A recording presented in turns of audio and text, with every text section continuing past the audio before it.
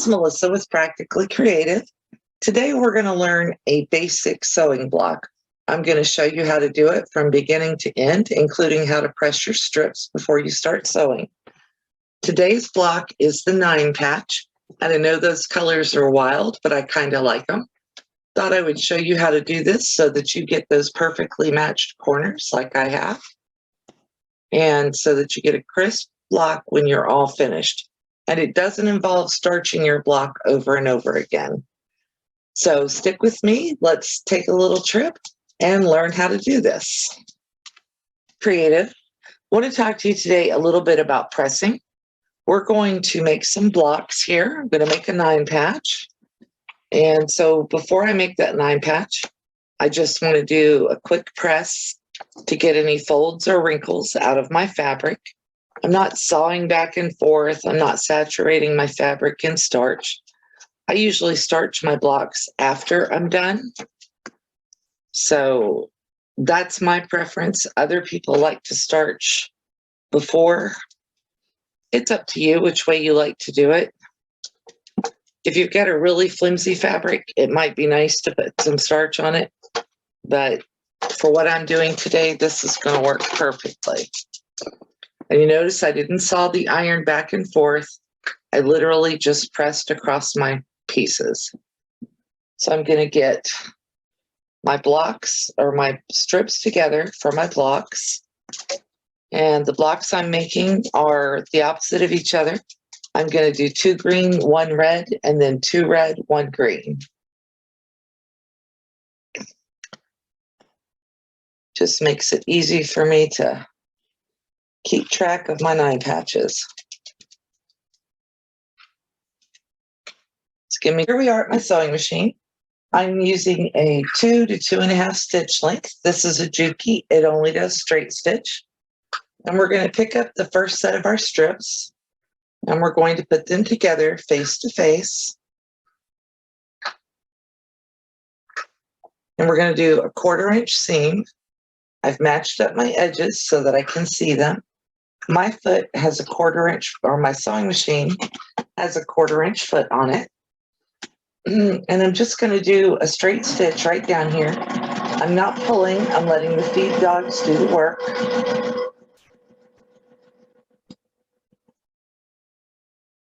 And I'll straighten it out once I'm a little ways down through here, just to keep everything together.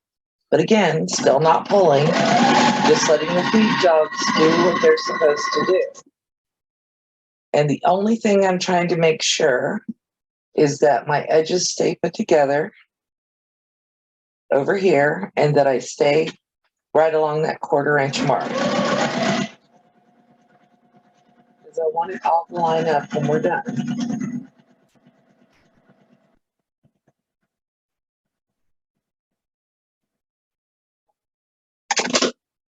I'm going to finger press this open. And all I'm doing is just folding it over, and I'm finger pressing to the outside, to the green. So I'm going to finger press this open all the way down. It doesn't have to be crisp or anything like that. All we're doing there is just trying to make sure that the 1 green strip stays out of the way while we apply the other. And just to make sure I don't have any warping in my seam, I'm going to start sewing from the opposite end. I'm going to put it underneath the needle. I'm also going to line it up with the edge of the 1/4 inch presser foot, and I'm just going to sew. Nice and slow down that edge. I'm not pulling. I'm not stretching. And if they turn out to not be the same length for some odd reason, that's fine.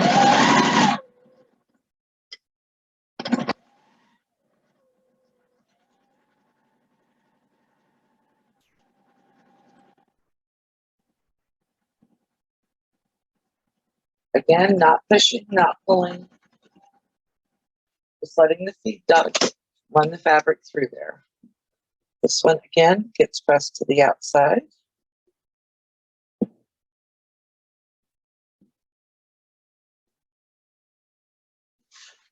So that's our first set done, green and red. That green is not as dark as it looks like. It's actually kind of a lime green. Now on this one, we're going to do the red polka dot on the outside and the green on the inside. Again, line it up at the 1/4 inch mark. There's a little bit of a curve in my 2.5 inch strip. I'm going to sew right past that and ignore that curve. That's a cutting error that I made. It happens. We'll fix it.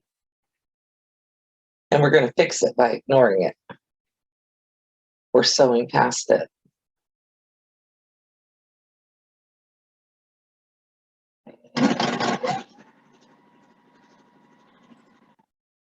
So I just kept my presser foot lined up on the edge of that red fabric while I went over the curve so that everything will stay nice and pretty whenever we get the block there. You'll notice I still have my hand back here holding the 2 pieces of fabric together, but I'm still not pulling. This time we're going to press to the green, so to the inside, and I'm going to open it up and use my fingers just to press the fabric down, turn it around, and I'm going to sew the red strip face to face with the green strip on the other side. Again, same thing, put our 2 strips together. And I'm being a little picky about this because I want my corners to line up when I make my block. And I will show you how to do that in just a minute.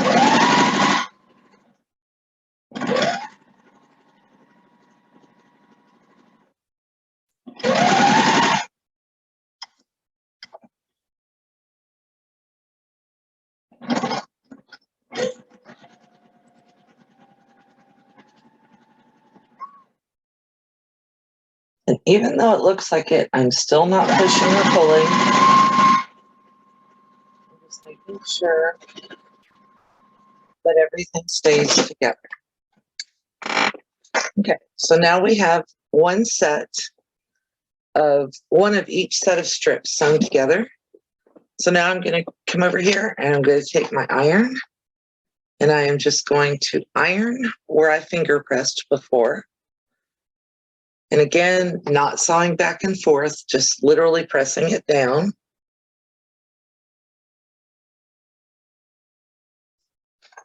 Okay, and so back over here at the iron, we're just going to press the seam with the iron that we finger pressed a moment ago. There, it's laid down nice and flat. You can starch it at this point if you want. I'm still not there. And then on this one, we're going to starch towards the green, or iron towards the green, pardon me. So we're going to iron towards the green. And I'm just standing it up so that the green is what lays down when I put my iron to it. And I'm just making sure that seam goes in towards the green. I'm going to turn it over the opposite direction and do exactly the same thing. Make that seam go in towards the green. Not sewing back and forth, just basically pressing it down.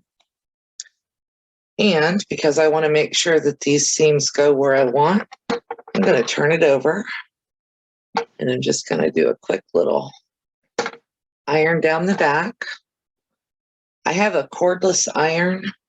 It's a Panasonic with this ceramic plate.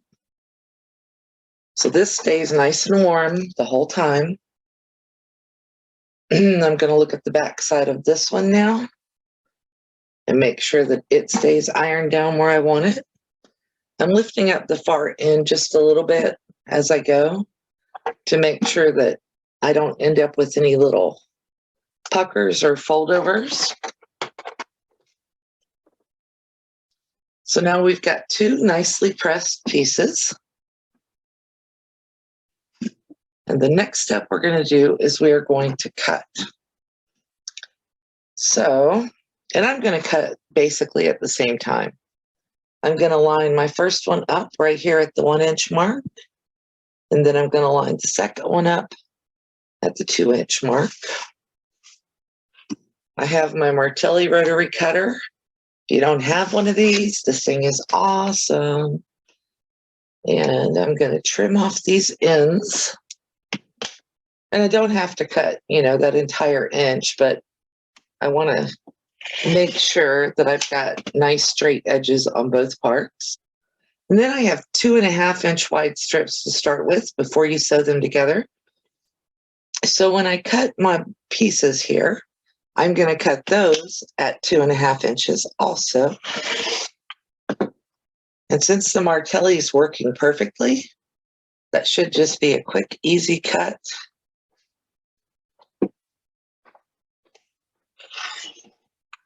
And I'm just going to cut 2.5 inches all the way down.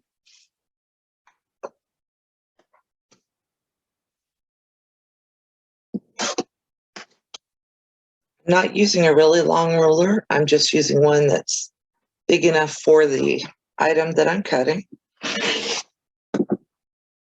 Not using lots of stress in my hands.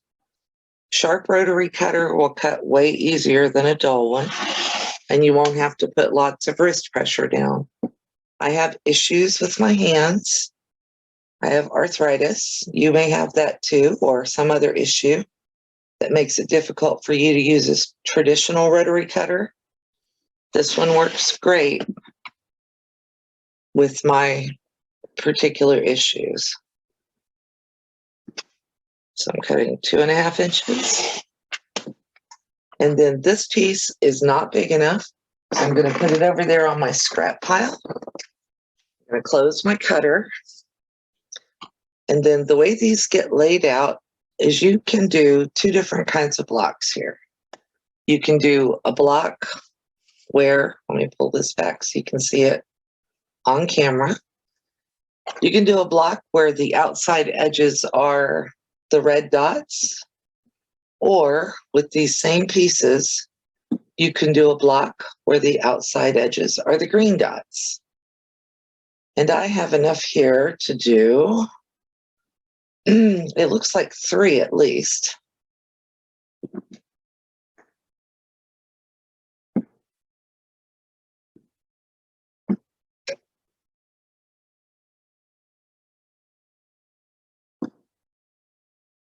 I have enough to do 4. Okay, so now we're going to put these together. And what we're going to do is I have mine stacked up here so that they all go together. We're going to move over here to the sewing machine. So I'm going to match up my seams. It's called nesting. And I want to make it so that my seams are right with each other. Now, if you're a beginner sewer, this is a great place to put a pin in. And when you put that pin in, you want to make sure that you've got your 2 seams lined up right here together so that you don't have a gap in there whenever you get ready to put your block together. Do that one, and then you line up the other one. They fit together really well, and you can feel it whenever you do it. But I want to make sure that yours match. So the first few times you do this, you probably will want to pin. It matters more that your center seams match than that these outer edges match. See, mine are just a hair off on both ends. The center seams matter more than the outer edges. We're going to come back over here to our sewing machine. And once again, we're going to do that 1/4 inch stitch. So I'm going to start right here. You may want to back stitch just a stitch or 2 right there. Come to your intersection. You're going to pull your pin out, making sure that your intersection stays together.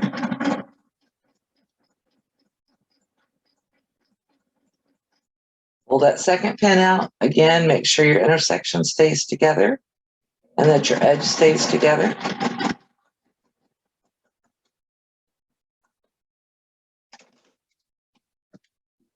And that is the first part of that block.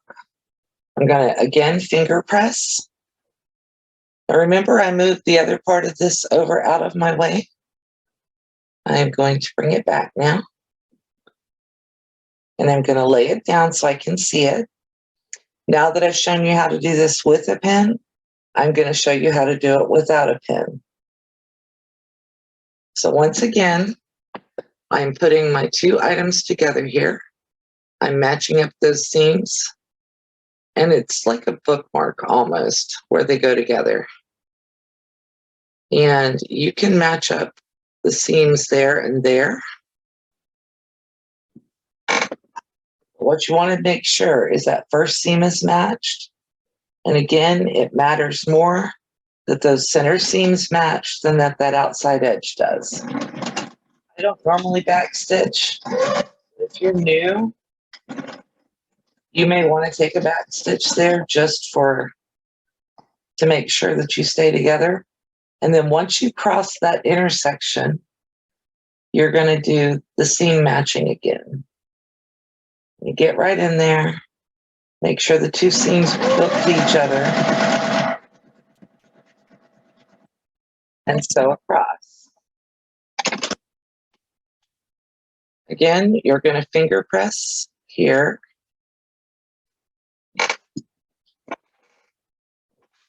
And then it will be time to iron again. I'm going to bring my iron back over here. And I'm going to press my seams. You can press them all up. You can press them all down. You can press them open. For beginners, I usually recommend that you press them away from your center. And all I'm doing really is setting the iron down on there. And then you can lay your iron over here. Set it on top of your block again. Now we're going to use some starch. And I'm just using the starch to make sure that everything is set. And because I like the smell of it. So that is a 9-patch block. That's the easy way to do it. I have 3 more that I can make out of that same 2 sets of strips. And then I'm going to do one more small item here. I want you to see as close as possible. If you look at this, it is almost perfectly square. And it should be 5.5 inches. And you can see that mine is not perfect. So what I'm going to do is I'm going to take and square it up. I'm going to start right there, come down here. You can wait to square it up until you have all of your blocks made, and then square it up to the size of the absolute smallest block. But I think that's pretty good. And I don't think you need to watch me make 4 more of these to learn this technique. This is the back of mine with all of the seams sewn together. And this is the front with nice crisp seams and edges. Okay, guys, now that we've finished our block, I hope that you're feeling confident enough to make a block of your own. This is a simple 9-patch. And the one thing you need to remember is whatever size your strips are whenever you start, that's the size that you cut your 3-part strips into. So if you start out with a 3-inch strip to make the strip sets, then when you go to cut the strip sets apart, you'll make 3-inch cuts instead of 2.5-inch cuts like I did. Otherwise, I want to thank you for watching my video today.